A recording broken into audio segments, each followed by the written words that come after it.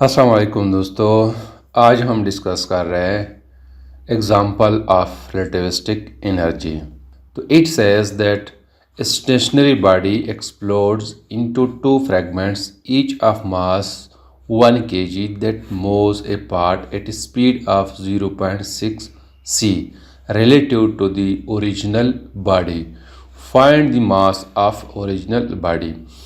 तो ये कहता है कि हमारे पास एक स्टेशनरी बॉडी है जिसका मास जो है वो m है। तो it explode into two fragments m1 and m2 और दोनों का मास जो है वो 1 kg है और दोनों जो है मूव कर रहे हैं विद वेलोसिटी 0.6 c यानी v1 is equal to 0.6 c and v2 is equal to 0.6 c। तो हमसे मांगा गया है कि ये ओरिजिनल बॉडी जो है इसका मास जो है हमने फाइंड आउट करना है। तो इसके लिए सबसे पहले हम गिवन डेटा जो है वो लिखते हैं कि m1 इज़ इक्वल टू यानी m1 और m2 दोनों क्या है बराबर है। तो m1 is equal to m2 दोनों जो है वो 1.0 kg के बराबर है और वेलोसिटी जो है दोनों इक्वल है v1 is equal to v2 और दोनों जो है इक्वल है 0.6 c और हमसे जो मांगा गया है वो mass of the original body है। तो हमने इसको सॉल्व करना है। तो इसके लिए जो है हम इक्वेशन यूज़ करते हैं कि rest mass energy is equal to m0 c square यानी हमने m0 को फाइंड आउट करना है। तो m0 is equal to a0 divided by c square, ये इक्वेशन 1 है।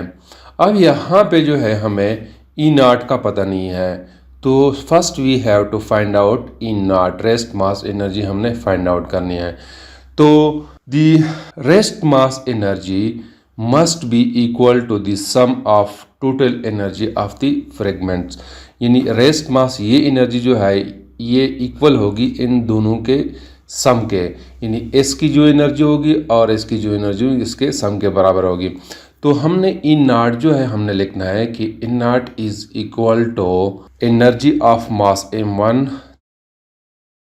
m1 c square divided by under root 1 minus v square c square plus energy of mass m2 तो उसको हम लिखते हैं m2 c square divided by under root 1 minus v square divided by c square.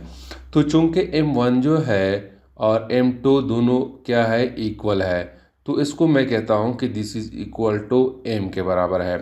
तो this will become equal to E0 is equal to m1 c square divided by under root 1 minus v square c square plus m c square divided by under root 1 minus v square c square. तो this is equal to E0 is equal to 2m c square divided by under root 1 minus v square c square. तो इसको मैं equation 2 का नाम दे रहा हूँ। अब इस इक्वेशन 2 को हम इस इक्वेशन 1 में पुट करते हैं।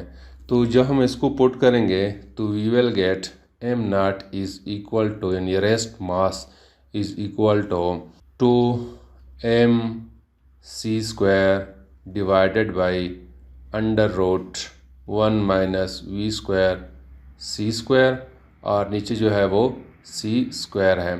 तो यहाँ पे जो है ये c स्क्वायर और ये c स्क्वायर कैंसिल हो जाएंगे। तो we will get m0 is equal to 2m divided by 1 minus v square c square under root है। तो यहाँ पे हम वैल्यूज पुट करते हैं। तो 2 और मास जो है वो 1.0 kg है divided by under root 1 minus velocity जो है वो 0.6 c है, तो ये स्क्वायर हो जाएगा डिवाइड बाई c स्क्वायर। तो इसको हम यूँ लिखते हैं कि ये c स्क्वायर और इसी स्क्वायर कैंसिल हो जाएंगे, तो we will get 2 into 1.0 divided by under root 1 minus 0.6 square. तो इसको जो हम आपस में मल्टीप्लाई और डिवाइड करेंगे तो m naught will be equal to 2.5 kg. So this is the mass of the original body. So this is something about this example. Thank you.